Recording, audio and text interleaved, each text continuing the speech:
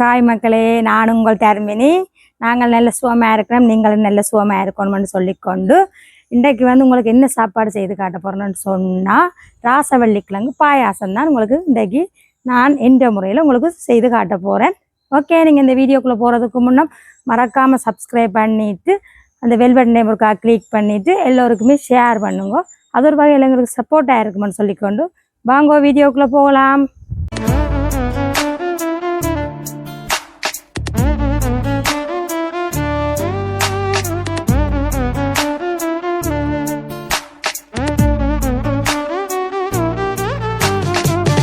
இப்போ நாங்கள் தேவையான பொருட்களை பார்ப்போம். பார்த்தீங்களா, ராசவள்ளிக்கிழங்கு இனிமேல் தான் இதை வெட்டி க்ளீன் பண்ண போகிறேன். ராசவள்ளிக்கிழங்கு இப்படி ஒன்று எடுத்துருக்கிறேன்.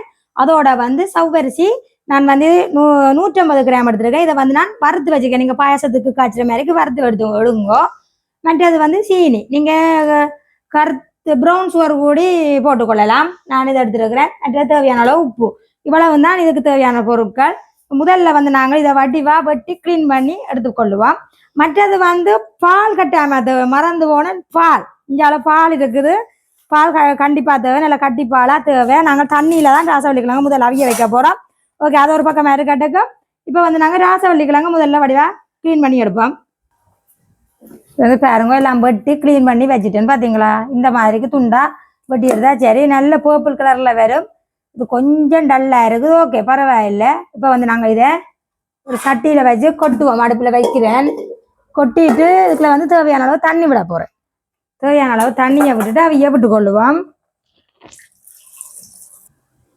இது பாருங்க, அந்த அவியறதுக்கு ஏற்ற மாதிரி விட்டா காணும். நாங்கள் பாலும் விடுறதானே நாங்கள் கொஞ்சம் தலை மசிக்கணும். அதுக்கு கொஞ்சம் அவிய விட்டு உப்பை போட்டுக்கொள்ளுவோம். இதை மூடி விடுவோம். நல்லா அவியட்டுக்கு. இப்போ நாங்கள் அவிஞ்சிட்டு கொண்டு திறந்து பார்ப்போம்.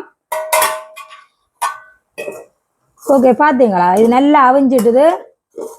தண்ணியும் விட்டேனா நல்ல வடிவா வத்தி கொண்டு வந்துடுது. பார்த்தீங்களோ, இதை இனிமே கொஞ்சம் நாங்கள் மசிக்க வேணும். இப்படியே இதுக்குள்ள நாங்கள் இனிமே அந்த இதை போடணும். அதுக்குள்ள திருப்பியும் இதுக்குள்ள கொஞ்சம் தண்ணி விட்டுட்டு தான் நான் சவ்வரிசியை போட்டு அதுவும் கொஞ்சம் அவியணும். இதுவும் எங்களுக்கு சரி. இதை கொஞ்சம் அமர்த்தி விட்டுட்டு இனிமே நாங்கள் இதுக்குள்ள கொஞ்சமாக தண்ணி திருப்பி விடுறோம்.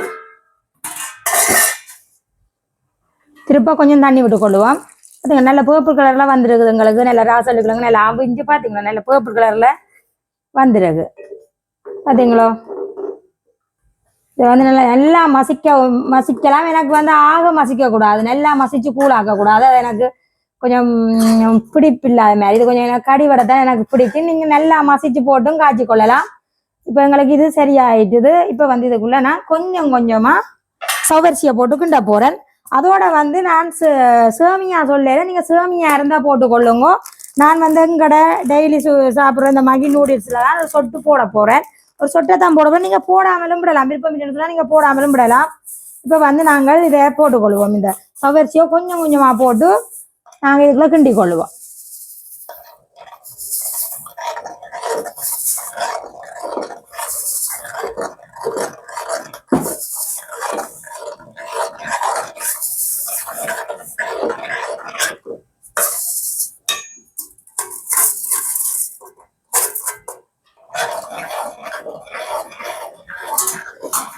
பாருங்க, இந்த இது சவ்வரிசி கொஞ்சம் அவியணும்.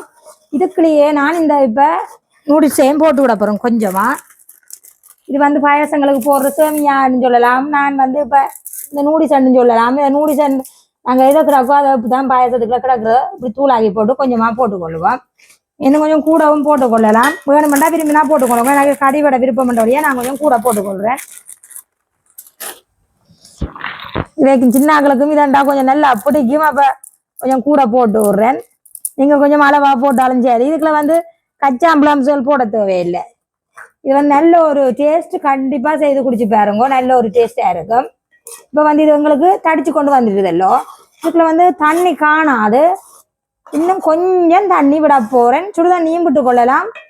என்ன சொன்னா தண்ணியும் விட்டு கொள்ளலாம். இது அவியாட்டுக்கும் இப்படியே கொஞ்சம் அவியாட்டுக்கும் நாங்கள் பிறகு பாலை விட்டுட்டு கொஞ்சம் அவிய விட்டு வைக்கணும்னு சொன்னால் சரி. நான் வந்து தண்ணி தான் முடுறேன், ஒன்றும் செய்யாது. தண்ணியை விட்டோம்னு சொன்னால் சரி, எங்களுக்கு அந்த சவ்வரிசி நல்ல பதத்துக்கு அவிஞ்சிடும். இப்போ வந்து இது கொஞ்சம் அவிஞ்சு கொண்டு வரட்டுக்கு.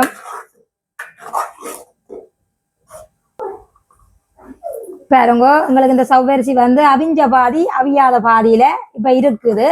நல்லா கரையக்கூடாது. இப்போ வந்து எங்களுக்கு இது வந்து நல்லா தடிச்சு கொண்டு வந்தது. நான் வந்து தண்ணி தான் விட்டு அவிச்சேன். ஆனால் இதுக்கு வந்து சுடு தண்ணி தான் போடணும் மண்டி இல்லை, அதை ஒன்றும் செய்யாது. ஏன்னு சொன்னால் எங்களுக்கு முதலே சவ்வரிசி எல்லாம் கொதிச்ச இதில் இருந்த இந்த ராசவள்ளி கிழங்கு எல்லாம் அவிஞ்ச இதில் சூட்டில் இருந்தபடியாக எங்களுக்கு ஒன்றும் செய்யாது. இனிமே வந்து கொஞ்சமாக உப்பு போட்டுக்கொள்கிறேன். இதுக்குள்ள வந்து டின் பால் இருந்தாலும் கொஞ்சம் விட்டு கொள்ளுங்க, இன்னும் நல்ல டேஸ்டாக இருக்கு. நான் வந்து பால் தான் கொஞ்சம் கூட விட்டுக்கொள்கிறேன். உப்பை அந்த அளவா போட்டால் நான் கிணக்க போடையில் ஒரு அளவா போட்டு அந்த டேஸ்ட்டுக்கு தான் அந்த உப்பு போடுறது. மற்றபடி ஒரு பிரச்சனையும் இல்லை. மற்றது வந்து சீனியாக போட்டுக்கொள்கிறேன். அளவா போட்டுக்கொள்ளுவோம். உங்களோட இனிப்புக்கு ஏற்ற மாதிரி நீங்கள் சுவரை போட்டுக்கொள்ளுங்க. நான் வந்து நீங்கள் ப்ரௌனும் போட்டுக்கொள்ளலாம், ப்ரௌன் சுவர் என்னென்றாலும் போட்டுக்கொள்ளலாம். ஓகே, எங்களுக்கு காணாட்டா இப்போ வந்து பார்த்தும் போட்டுக்கொள்ளலாம். இப்போ வந்து நான் நல்லா கட்டிப்பாலை விட்டுக்கொள்கிறேன். பார்த்தீங்களா, நல்ல கட்டிப்பால். சரி, இவ்வளோ விட்டாச்சு. இப்போ வந்து பாருங்கோ என்ன மாதிரி எங்களுக்கு தடிச்சு வந்துட்டுன்னு பார்த்தீங்களா. பார்க்கவே நல்ல வடிவாக இருக்கு.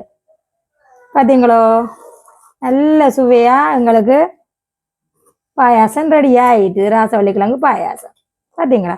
இனிமே வந்து இதில் இவ்வளோ வந்து இதில் வந்து ஒரு அந்த அவியாத பாதியில் போட்டு நான் சவ்வரிசியை பாருங்கோ.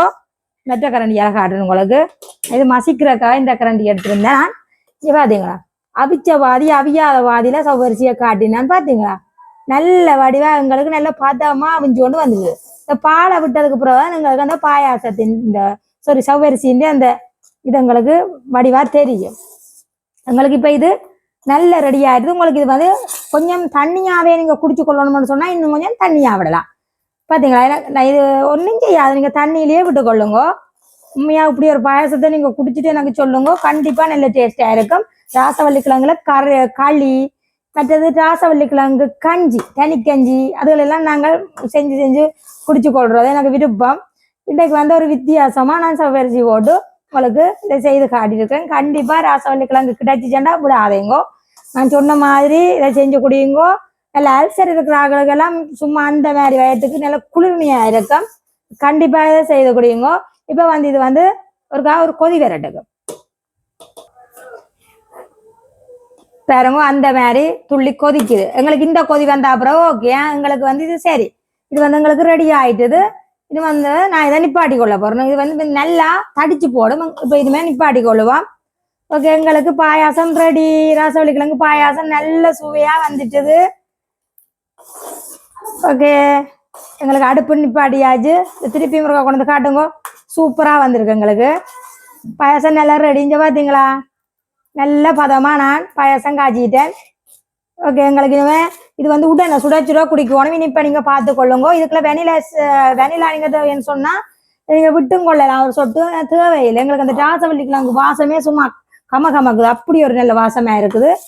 ஓகே, எங்களுக்கு இது ரெடி ஆயிட்டுது. இனிமேல் வந்து நாங்கள் விட்டுட்டு குடிச்சு பார்ப்போம் எப்படி இருக்காண்டு. இப்போ வந்து நான் அதோட இருக்கிறபடியா இப்படி ஒரு பாத்திரத்தில் வாக்க போகிறேன். பாருங்கோ,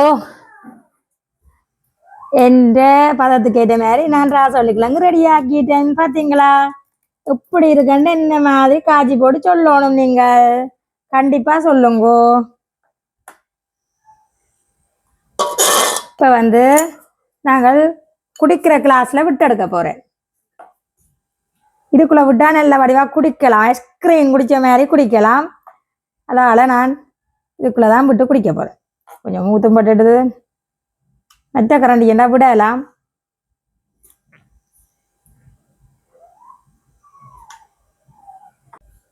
இப்போ வந்து நாங்கள் ரெடியாக எல்லாம் போட்டுட்டேன். கிளாஸில் தான் விட்டுருக்குறேன்.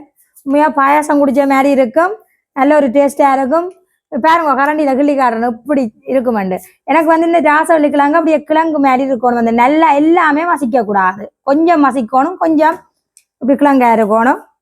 இப்போ வந்து பார்த்தீங்களா, இதுக்குள்ளேயும் நல்ல வடிவாக விட்டு வச்சுட்டேன். கொஞ்சம் கிடக்க நல்லா தடிச்சு கொண்டு வரும். நீங்கள் இன்னும் கொஞ்சம் தண்ணியாக உங்களுக்கு வேணும்னு சொன்னால் நீங்கள் எடுத்துக்கொள்ளுங்க.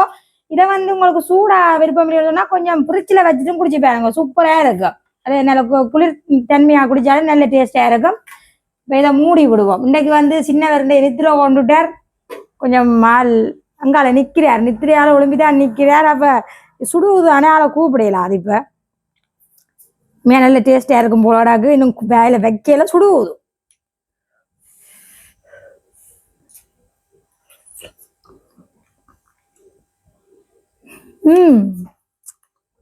உண்மையாக நல்ல டேஸ்டாக இருக்கும். கண்டிப்பாக இது மாதிரி செய்து குடிங்க நீங்களும். நல்லா சுடுவது. அந்த கிழங்கு வந்து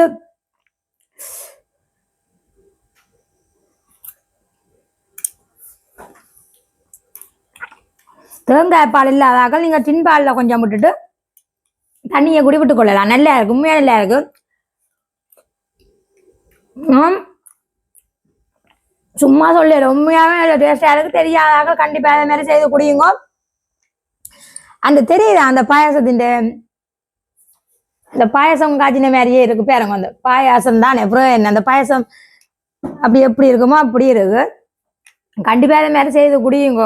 விருப்பமான ஆக்களுக்கெல்லாம் இது பிடிக்குமாட்டா செய்து குடியுங்க கண்டிப்பா. ஓகே, உண்மையா திருப்பி திருப்பி சொல்லக்கூடாது, நல்லா கிடாக்கு சுடுவது. அதால் ஆறுதலாக குடிக்க போகிறேன். ஓகே, இது உங்களுக்கு பிடிச்சிருமென்னு நம்புகிறேன். பிடிச்சிருந்தா லைக் பண்ணி ஷேர் பண்ணி சப்போர்ட் பண்ணுங்க மக்களே. இன்னும் ஒரு வீடியோவில் சந்திக்கிறேன். பாய்.